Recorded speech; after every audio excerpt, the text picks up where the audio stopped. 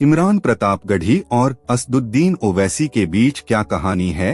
भारतीय राजनीति में मुस्लिम समुदाय की आवाज को लेकर हमेशा से ही बहस होती रही है। एक तरफ जहां पारंपरिक दल जैसे कांग्रेस और अन्य विपक्षी दल मुस्लिम वोट बैंक को एकजुट करने की कोशिश करते हैं, वहीं क्षेत्रीय दल जैसे ऑल इंडिया मजलिस-ए-इत्तेहादुल मुस्लिमीन (एमीम) अपनी अलग पहचान बनाते हुए मुस्लिम मुद्दों पर आक्रामक रुख अपनाते हैं। इसी संदर्भ में अगस्त 2025 में एक ऐसा विवाद भड़का जो न केवल दो प्रमुख मुस्लिम नेताओं, कांग्रेस के राज्यसभा सांसद इमरान प्रतापगढ़ी और एमीम के अध्यक्ष असदुद्दीन ओवैसी के बीच व्यक्तिगत टकराव का प्रतीक बना, बल्कि यह मुस्लिम राजनीति की जटिलताओं को भी उजागर करने वाला साबित हुआ। यह विवाद 23 अगस्त 2025 को तब शुरू हुआ जब इमरान प्रतापगढ़ी ने एक साक्षात्कार में ओवैसी को भाजपा की बी टीम करार दिया। प्रतापगढ़ी का यह बयान बिहार विधानसभा चुनावों के संदर्भ में आया, जहां ओवैसी ने इंडिया गठबंधन के साथ गठजोड़ की इच्छा जताई थी। प्रतापगढ़ी ने तंज कसते हुए पूछा, क्या असदुद्दीन ओवैसी साहब एनडीए के अघोषित गठबंधन से बाहर हो गए हैं? इस बयान ने सोशल मीडिया पर हंगामा मचा दिया। ओवैसी समर्थकों ने प्रतापगढ़ी को मौसमी कबूतर और धोखेबाज शायर कहकर निशाना बनाया, जबकि कांग्रेस समर्थकों ने इसे राजनीतिक रणनीति का हिस्सा बताया। यह विवाद केवल व्यक्तिगत नहीं है, यह मुस्लिम नेतृत्व की होड़, वक्फ संशोधन विधेयक जैसे मुद्दों पर एकजुटता की कमी और आगामी चुनावी समीकरणों को प्रभावित करने वाला है। सुप्रीम कोर्ट के वक्फ एक्ट पर अंतरिम फैसले 15 सितंबर 2025 के बाद भी दोनों नेताओं के बयान समान दिखे, लेकिन विवाद की जड़ें गहरी हैं। इस विश्लेषण में हम इस विवाद की ऐतिहासिक पृष्ठभूमि, समरेखा, दोनों पक्षों के तर्कों, सोशल मीडिया प्रभाव और राजनीतिक निहितार्थों का गहन अध्ययन करेंगे। इमरान प्रतापगढ़ी का जन्म उत्तर प्रदेश के प्रतापगढ़ जिले में एक साधारण मुस्लिम परिवार में हुआ। बचपन से ही कविता और शायरी के प्रति उनका झुकाव था। 2000 के दशक में वे मुशायरों के मंचों पर छाए रहे, जहां उनकी गज़लें और नज़में मुस्लिम समुदाय की पीड़ा और देशभक्ति को व्यक्त करती थीं। उनकी प्रसिद्ध पंक्तियां, जिस ज़मीं पर मैं खड़ा हूँ ये मेरी पहचान है, आज भी सोशल मीडिया पर वायरल होती हैं। 2010 के आसपास वे सामाजिक कार्यों में सक्रिय हुए। उन्होंने मदरसा एहतेराम और अल इमरान यूनिवर्सिटी जैसे प्रोजेक्ट्स के नाम पर क्राउड फंडिंग की, जो मुस्लिम युवाओं की शिक्षा पर केंद्रित थे। हालांकि इनमें पारदर्शिता की कमी के आरोप लगे। 2019 के लोकसभा चुनाव में वे कांग्रेस के टिकट पर मुरादाबाद से लड़े, लेकिन जमानत जब्त हो गई। यह उनकी राजनीतिक यात्रा का पहला बड़ा झटका था। फिर भी उनकी शायरी और भाषणों ने उन्हें मुस्लिम युवाओं में लोकप्रिय बनाया। 2022 में गुजरात चुनावों के दौरान गोधरा में एक सभा के दौरान उन्हें विरोध का सामना करना पड़ा, जहां भीड़ ने उन्हें भगा दिया। इसके बावजूद कांग्रेस ने उनकी भावनात्मक अपील को पहचाना। 2023 में उन्हें राज्यसभा भेजा गया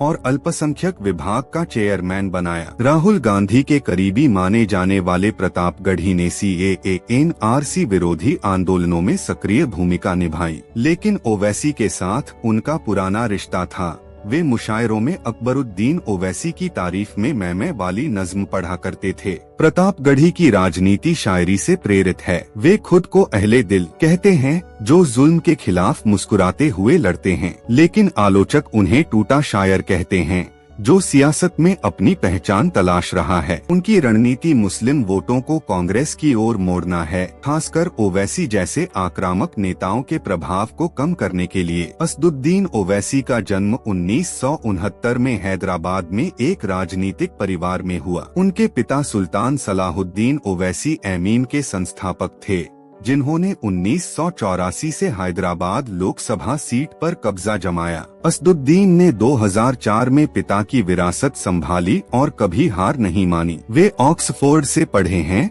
और संसद में आक्रामक बहसों के लिए मशहूर हैं। ओवैसी की राजनीति मुस्लिम हितों पर केंद्रित है। वे CAA NRC ट्रिपल तलाक और वक्फ जैसे मुद्दों पर सरकार को कटघरे में खड़ा करते हैं। 2018 में महाराष्ट्र में एमीन का विस्तार और 2020 में दिल्ली विधानसभा चुनावों में वोटों का ध्रुवीकरण उनके राजनीतिक कौशल को दर्शाता है। लेकिन आलोचक उन्हें बीजेपी की बी टीम कहते हैं, क्योंकि एमीन के कारण विपक्षी वोट बंटते हैं। ओवैसी इस आरोप को खारिज करते हुए कहते हैं, यह झूठ है, हम किसी की बी टीम नहीं। उनका भाई अकबरुद्दीन ओवैसी भी विधायक हैं और विवादास्पद बयानों के लिए चर्चित। ओवैसी परिवार की 50 साल की मेहनत एमीन को मुस्लिम राजनीति का वैकल्पिक मॉडल बनाती है। वे सेकुलरिज्म की बात करते हैं, लेकिन मुस्लिम बहुल सीटों पर फोकस करते हैं। बिहार में गठबंधन की पेशकश उनके विस्तार की रणनीति है। वक्फ संशोधन पर वे कहते हैं,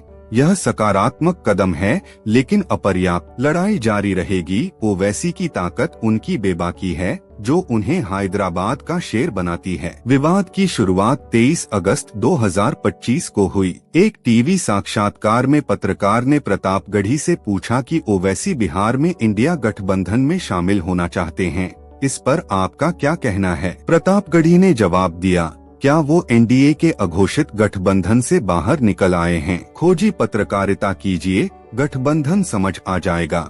उन्होंने ओवैसी को भाजपा का सदस्य कहा। 24 अगस्त को सोशल मीडिया पर तूफान आ गया। ओवैसी समर्थकों ने बॉयकॉट इमरान ट्रेंड चलाया। एक पोस्ट में कहा गया, इमरान को याद है 2022 गुजरात में सभा छोड़कर भागना। 25 अगस्त को प्रतापगढ़ी का वीडियो वायरल हुआ जहां वे ओवैसी को बीजेपी मैन कहते नजर आए। 26 अगस्त को ओवैसी ने जवाब दिया। एक रैली में उन्होंने प्रतापगढ़ी को रंग बदलने वाला कबूतर कहा, जो मौसम के हिसाब से रंग बदलता है। यह फूंकिया और धोखेबाज है। शायराना तो अच्छा कर लेता है, लेकिन भारत की जनता को धोखा दे रहा है। अकबरुद्दीन ओवैसी ने भी कहा, मैं मोदी के साथ मिलकर कांग्रेस का जनाजा उठाऊंगा। 27 अगस्त को Owaisi brothers hit back video viral. 29 अगस्त को फेसबुक पर Imran versus Owaisi fight live stream. 21 सितंबर में वक्फ फैसले पर दोनों ने समान बयान दिए, लेकिन विवाद ठंडा नहीं हुआ। 12 सितंबर को एक पोस्ट में कहा गया,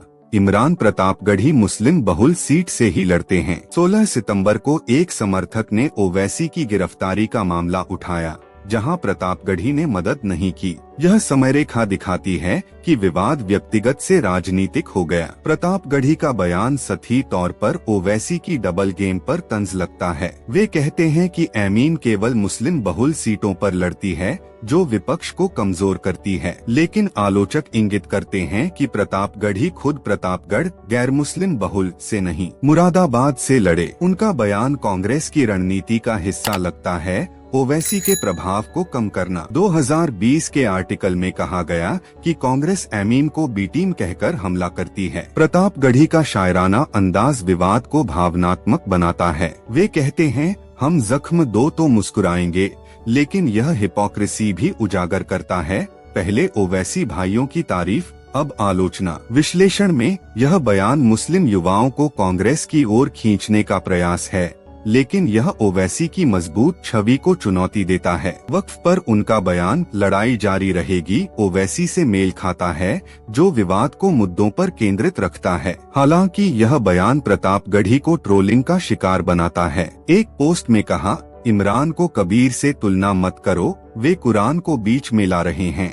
कुल मिलाकर यह राजनीतिक काउंटर नैरेटिव है, लेकिन व्यक्तिगत महत्वाकांक्षा से प्रेरित। ओवैसी का जवाब तीखा और व्यक्तिगत था। उन्होंने प्रतापगढ़ी को फूंकिया कहा, जो शायरी से सियासत में आया लेकिन धोखेबाज साबित हुआ। अकबरुद्दीन का बयान, कांग्रेस का जनाजा, विवाद को गहरा करता है। ओवैसी ने कहा, पहले शायरी सुनाते थे, अब गालियां देते हैं। अल्लाह का नाम लेकर वोट मांगते हैं, लेकिन बेनकाब हो जाएंगे। यह जवाब ओवैसी की रणनीति को दर्शाता है, हमले का जवाब हमले से। वे एमीन को बी टीम आरोप को झूठ बताते हैं। वक्फ पर उनका बयान, यह धार्मिक स्वतंत्रता का उल्लंघन है, प्रतापगढ़ी से मेल खाता है, लेकिन विवाद में वे मुद्दों से हटकर व्यक्तिगत हमले पर उतर आए। विश्लेषण में यह ओवैसी की ताकत है, वे समर्थकों को एकजुट करते हैं। एक पोस्ट में कहा, ओवैसी को डर है कि इमरान उनकी 50 साल की मेहनत मिट्टी में मिला देंगे।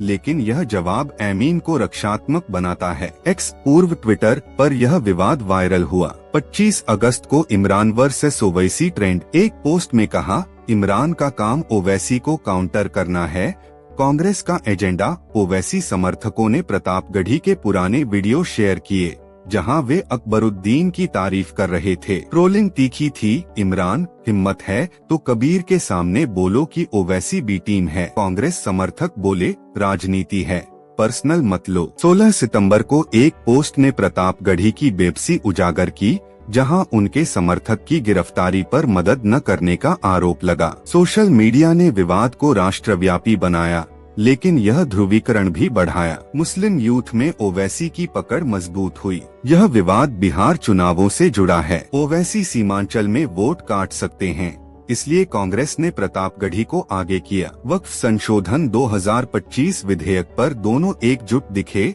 सुप्रीम कोर्ट ने 5 साल की शर्त हटाई, लेकिन गैर मुस्लिम सदस्यों पर चिंता बनी। ओवैसी ने कहा, मोदी सरकार मस्जिदें तोड़ना चाहती है। मुस्लिम राजनीति में यह होड़ पुरानी है। 2020 में भी कांग्रेस ने एमीन पर हमला किया। बिहार में गठबंधन की पेशकश ओवैसी की विस्तार रणनीति है, लेकिन प्रतापगढ़ी का बयान इसे तोड़ने का प्रयास। यह मुस्लिम एकता को कमजोर करता है। प्रतापगढ़ी का तर्क, ओवैसी विपक्ष को कमजोर करते हैं। ओवैसी का तर्क, कांग्रेस आरएसएस की जननी है। दोनों सही हैं। एमीन वोट काटती है, लेकिन कांग्रेस का इतिहास विवादास्पद। वक्फ पर एकता दिखती है, लेकिन व्यक्तिगत हमले हानिकारक। आलोचना, दोनों मुस्लिम हितों को राजनीतिक हथियार बना रहे। यह विवाद कांग्रेस को अल्पसंख्यक वोट खोने का खतरा है। एमीन मजबूत होगी, बिहार में वोट ध्रुवीकरण बढ़ेगा, लंबे में मुस्लिम एकता कमजोर होगी।